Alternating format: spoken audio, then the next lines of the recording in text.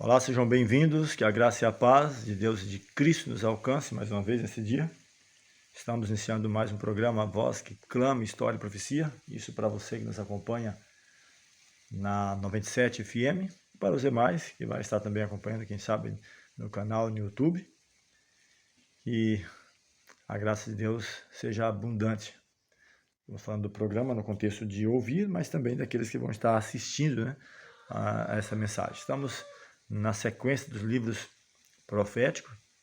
Hoje vamos estar trazendo considerações sobre o livro de Amós. Amós que ele não exercia a função profética no contexto formal de estudar em uma escola de profetas na época. Ele menciona em dois momentos, capítulo 1, capítulo 7, de que ele era cultivador de sicômoro, ou quem sabe um agricultor, e também ele era pastor de ovelhas, cabras e coisas nesse aspecto. Falando um pouco do contexto, né, do contexto em que ele escreveu, a gente vai falar um pouco sobre essa questão desse contexto, o pano de fundo da mensagem e trazendo os pontos principais de cada capítulo. É um livro pequeno e verificar as implicações e aplicações para a época e a importância também, o que é relevante para os nossos dias ou o contexto do qual nós vivemos. Antes de entrarmos na mensagem em específico, quero te convidar a termos uma palavra de oração. Eterno Deus, amorável Pai, graças rendemos ao Senhor pelo cuidado, pela proteção, pela oportunidade de mais uma vez meditar em Tua Palavra, e rogamos a unção do Teu Santo Espírito para entender e também o poder para colocar em prática em nosso viver diário as mensagens necessárias nos dias do qual nós vivemos. Rogamos a Tua direção e agradecemos por todas as bênçãos em nome de Jesus. Amém. Só um lembrete ainda, né? Lembrando que nós estamos gravando aqui para 97, não estamos ao vivo aí na 97. Você pode ouvir aí um cantar de um galo, algum barulho, alguma coisa assim. E mandando um alô também para nossa irmã Eliane, e de estar ouvindo a nossa programação aí aos domingos. Um alô para você, sua família aí, seus familiares e a todos os quantos ouvem aí na 97 FM, seja familiar, amigo, aluno, familiar de aluno da gente aí, ou você, quem sabe, não vou dizer nem por acaso, coincidência, mas providência, está dirigindo seu caminhão, está ouvindo aí e vai estar acompanhando, né, essa mensagem que vai estar passando aí no 97 FM, domingo, às 14h15 às 15h15, né, horas, domingão aí de Páscoa, né, um pequeno lembrete sobre isso também, onde o próprio apóstolo Paulo fala que Cristo, nosso Cordeiro Pascual, foi sacrificado por nós. Páscoa que relembra aí a libertação do povo de Israel do Egito, mas também, em contexto maior, a libertação do pecado, a morte de Cristo, e o seu sacrifício, não somente dele, mas de Deus em dar o seu Filho para a nossa salvação. Então, esse pequeno lembrete aí também, aqueles que nos ouvem, né? Então, lembrando que nós estamos falando no contexto de rádio também, de YouTube, de outras situações também, de mídias diferentes. Então, falando sobre o contexto, né, o pano de fundo, esse poder e a prosperidade econômica, né, é o pano de fundo para o ministério profético de Amós, né?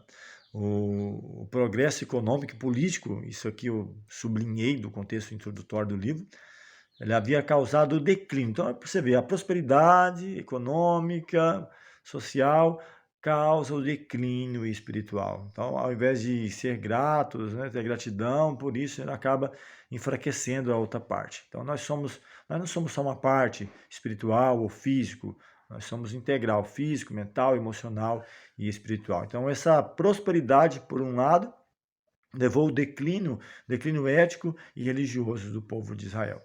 A riqueza, a exploração dos pobres, o que mais? A busca por lucro se tornaram as características, né, mais marcantes da sociedade israelita.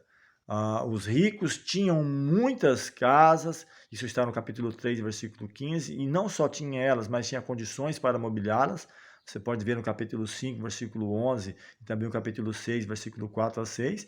E, por outro lado, em contraste, os pobres eram destituídos de casas, né? Oprimidos, ou, quem sabe, simples moradias, né? Oprimidos por uma sociedade e um sistema legal corruptos e injustos. Isso está no capítulo 2, versículo 6 e 7, capítulo 5, 10 e 12, capítulo 8, versículo 5.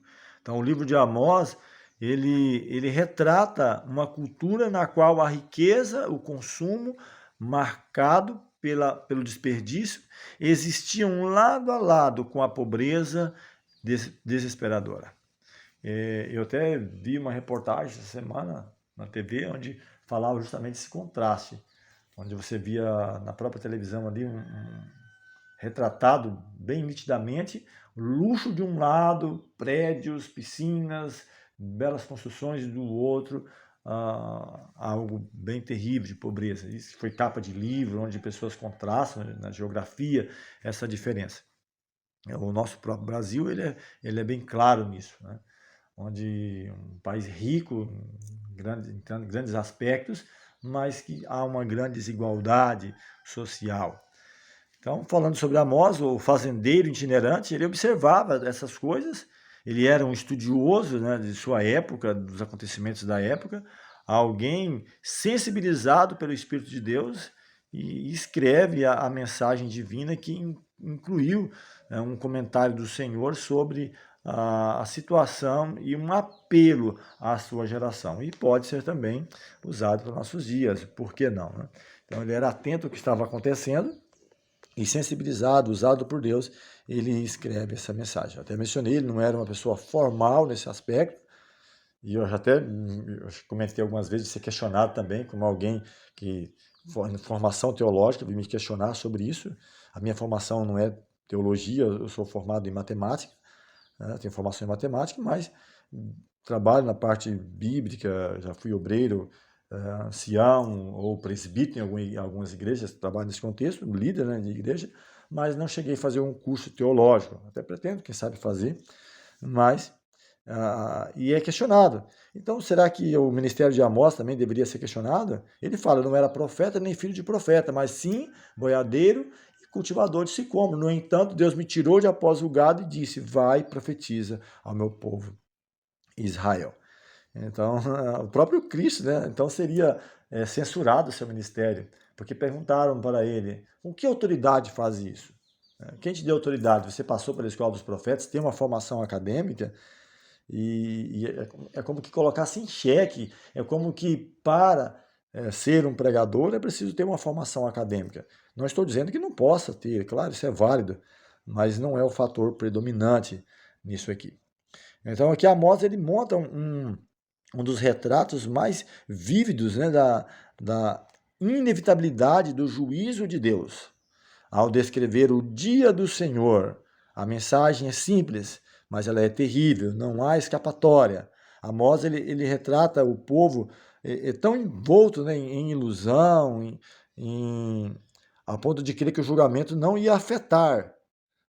E ele não abre exceção. O juízo seria para todos. Diferente de Oséias destaca o amor incondicional, retratado na sua própria experiência, quando ele casa com a mulher, que o abandona e ele perdoa. Aqui Amós ele trabalha no contexto do juízo. E só fechando aqui as considerações, peguei e sublinhei alguns pontos aqui da introdução, isso está na Bíblia de Estudo Andrews. Amós, há muito tempo, nos é dito que ele é um grande favorito dos defensores da justiça social e dos críticos da religião formal. Tá? Então, o Deus do Antigo Testamento, ele foi protetor dos pobres e necessitados, e o livro de Amós ele é uma demonstração atemporal. Por que atemporal? Porque ela se aplica em qualquer época, não está limitada simplesmente ao contexto da época, mas em nossos dias também. Então, quero entrar agora no livro em si, eu trouxe uma breve reflexão, até trouxe alguns pontos que eu sublinhei, né, da introdução, trazendo aqui então a mensagem sobre o livro em si. Acho interessante a maneira como ele aborda, como ele traz a sua explanação, que ele começa dizendo sobre a ameaça sobre contra diversas nações. Ele diz assim, palavras que em visão vieram a Amós, que era entre os pastores de Tecoa, a respeito de Oteco, de Israel, nos dias de Uzias, rei de Judá, e nos dias de Jeroboão, e assim narra alguns reis. O verso 3 ele diz: assim diz o Senhor, por 3 transgressões de Damasco, por 4 não sustarei o castigo. Então ele usa muito essa linha de pensamento, e eu gosto, onde ele fala por 3 transgressões. E se me retribuísse 4, eu não vou sustar o castigo. E ele até fala algumas coisas, né? Porque trilharam Gileade com trilhões de ferro. E ele fala que meteria fogo à casa de Israel e assim por diante. O verso 6 ele fala: assim diz o Senhor, por 3 transgressões de Gaza.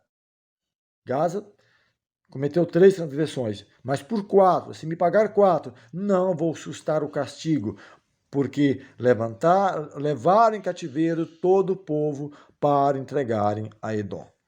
Então ele trabalha isso, ele vai, quem sabe o povo de Israel aplaude inicialmente, olha aí, falando das transgressões de Damasco, de Gaza, e ele continua. Verso 9, assim diz o Senhor, por 3 transgressões de Tiro, por 4 não sustarei o castigo, porque entregaram todos os cativos a Edom e não se lembraram da aliança de irmãos, ou do pacto, né? Temos até tratado aí de nações, dos nossos dias, né, das Nações Unidas e outras mais, onde eles não trabalham só, mas há um pacto, há uma ligação, Mercosul e outros mais, onde eles têm as ligas, né, as confederações.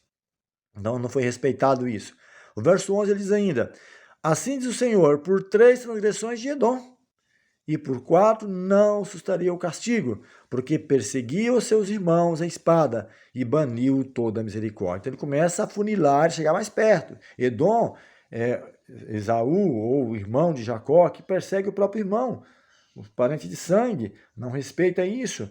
E aí ele avança. Verso 13, assim diz o Senhor, por 3 transgressões dos filhos de Amon, e por 4 não sustarei o castigo, porque rasgaram o ventre das grávidas de Gileade. Então, seus pactos, suas alianças, sacrifícios humanos e assim por diante. E quero até trazer um pequeno comentário, vou falar mais ainda sobre o mesmo contexto aqui de Israel, de Judá, mas quem sabe não seria diferente nos nossos dias, né? Por 3 transgressões, e pode numerar, quem sabe, as nações. As nações em todo o contexto aqui que nós vivemos, as mais poderosas, mais ricas, aquelas que causam maior influência, ou quem sabe até mesmo das poderosas igrejas, nações, das sociedades, daqueles que poderiam mais proteger e não têm feito isso. Tá? E aí Deus também vai levar a julgamento. O capítulo 2, entrando nele agora, ele fala: assim diz o Senhor, por 3 transgressões de Moabe, e por 4 não sustarei o castigo. Moabe também era o contexto de Israel, era parente, próximo. E ele chega agora, no próprio contexto de Israel. Assim diz o Senhor, por 3 transgressões de Judá. Quem era Judá? O reino do sul, aquele que sobrou as 2 tribos, né, do povo de Israel. E diz aqui, por 4 não sustarei o castigo, porque rejeitaram a lei do Senhor e não guardaram os seus estatutos, os seus mandamentos. Então ele chega ao próprio Judá. E também agora ele fecha com Israel. Ameaças contra Israel, o reino do norte, as 10 tribos. Assim diz o Senhor, por 3 transgressões de Israel, e por 4 não sustarei o castigo, porque os juízes vendem o justo por dinheiro e condenam o necessitado por causa de um par de sandálias. Então ele não tinha escrúpulos, né, de vender o próprio irmão por um prato, um par de sandálias. Então não havia respeito nesse aspecto. A cobiça, ao vender-se, né, para o mundo, era mais importante do que simplesmente cuidar daqueles mais fracos, dos mais necessitados. Entrando no capítulo 3, falando sobre o castigo de Israel, ele faz algumas perguntas a partir do versículo 3. Se por acaso andariam 2 juntos se não estiverem em acordo, será que vai acontecer? Não ter acordo em andar com outra pessoa, 2 nações rivais andarem juntos?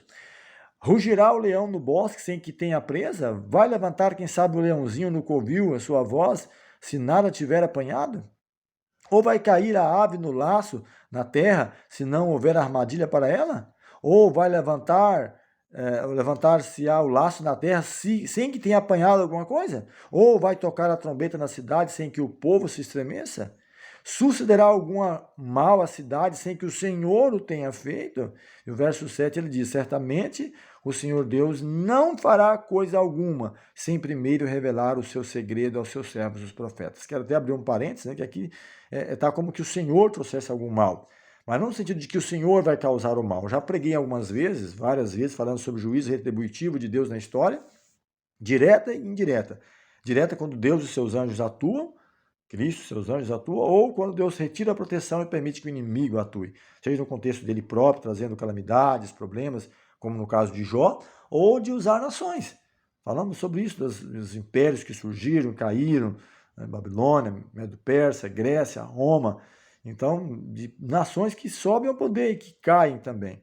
Então, certamente, o Senhor não fará coisa alguma sem ter revelado primeiro seu segredo aos seus servos, os profetas. Podemos repassar todo o Antigo Testamento, ali o contexto do dilúvio, Torre de Babel, Sodoma e Gomorra, o povo de Israel no Egito, onde havia uma profecia que falava que eles ficariam ali, que na quarta geração Deus os traria de volta, Deus cumpre. Depois o período em Canaã, o Reino Unido, o Reino dividido, o cativeiro, a volta de novo depois de 70 anos, quando eles voltam para a terra de Israel, e assim as profecias. Ou a profecia mais longa, de 2.300 tardes e manhãs, Daniel 8,14, que fala que depois desse período o santuário seria purificado, ou que Deus começaria um processo de vindicação, de restauração e o preparo para o breve retorno de Jesus. E não vai ser diferente nos nossos dias.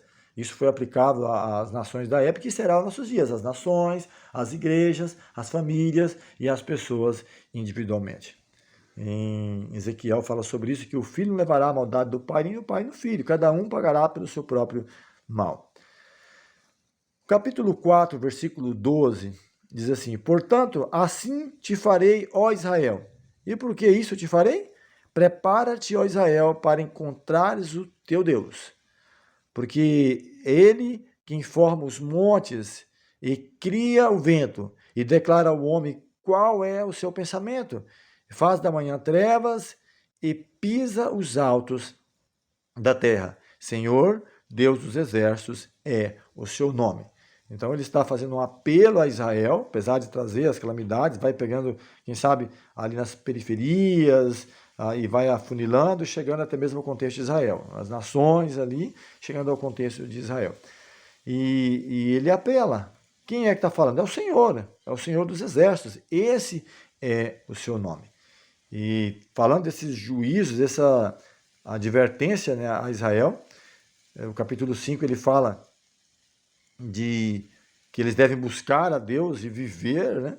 O verso 7 ele diz: vós que converteis o juízo em alosna e deitais por terra a justiça, procurai o que faz os 7 estrelas e o óleo, e torna a densa treva em manhã, e muda o dia em noite, o que chama as águas do mar e as derrama sobre a terra. Senhor é o seu nome. É ele que faz vir súbita destruição sobre o forte e ruína contra a fortaleza. Então, isso aconteceu em diversos aspectos, não é verdade? Das nações poderosas. Paulo até chega a escrever em Hebreus que nós não temos cidade permanente, mas buscamos aquela que há de vir, buscamos a futura. Em Apocalipse fala sobre isso: vi novo céu, nova terra, primeiro céu, primeira terra passaram, o mar já não existe, e o Senhor vai estabelecer um novo céu e nova terra. Então, quem está falando é o Senhor, é o Criador, aquele que faz pela sua palavra, cria, recria, faz e desfaz, falando que eles haviam convertido o juízo em alosna, jogado por terra a justiça, e ele fala que o Senhor ele chama as águas do mar e derrama sobre a terra, transforma em chuva. Tivemos aqui uma semana bem chuvosa, né? E ele está falando que o Senhor é poderoso, ele torna dia em trevas, trevas em dia, para ele não tem nenhum impedimento. Assim diz o Senhor. O verso 18 do capítulo 5 ainda ele fala: ai de vós que desejais o dia do Senhor. Para que desejais vós o dia do Senhor? É dia de trevas e não de luz? Como se um homem fugisse de diante de um leão e se encontrasse com ele o urso. Eu estou fugindo, mas o juízo vem ao meu encontro. Ou quem sabe que entrando em casa, encostando a mão à parede, fosse mordido por uma cobra. Não será, pois, o dia do Senhor trevas e não luz? Não será completa escuridão e nenhuma claridade? Então, o dia do Senhor está perto. Ele vai vir, a mensagem aponta para isso. A volta do Senhor é iminente. Os sinais apontam para isso. Mas qual é o objetivo de eu desejar o dia do Senhor se eu não me preparar para isso? Não adianta simplesmente eu conhecer as profecias, as mensagens, mas se eu não me preparar para os eventos finais. Capítulo ainda 5, a partir do versículo 21, fala que Deus exige justiça e não sacrifícios. Ele diz: aborreço, desprezo as vossas festas, e como as vossas assembleias solenes, não tenho nenhum prazer. Não é simplesmente cantar, estar ali no contexto de adorar, falando glórias a Deus, mas se o coração não estiver voltado para o Senhor. Diz: ainda que me ofereçais holocaustos e vossas ofertas de manjares, não me agradarei deles, nem atentarei para as ofertas pacíficas dos vossos animais cevados. Afasta de mim o estrepido dos teus cânticos, porque não ouvirei as melodias das tuas liras. Antes, corra o juízo como as águas e a justiça como o ribeiro perene. Apresentaste-me vós sacrifícios e ofertas de manjares no deserto por 40 anos, ó casa de Israel. Então, será que eles ofereceram isso no deserto? Não. E então ele está dizendo que não é simplesmente a multidão de ofertas, ou de estar no templo adorando, até mesmo abrindo a minha Bíblia, mas se eu não viver na prática, isso não vai me adiantar. O capítulo 7, a partir do versículo 7, diz ainda: mostrou-me também isto, eis que o Senhor estava sobre um muro levantado com um prumo, tinha um prumo na mão.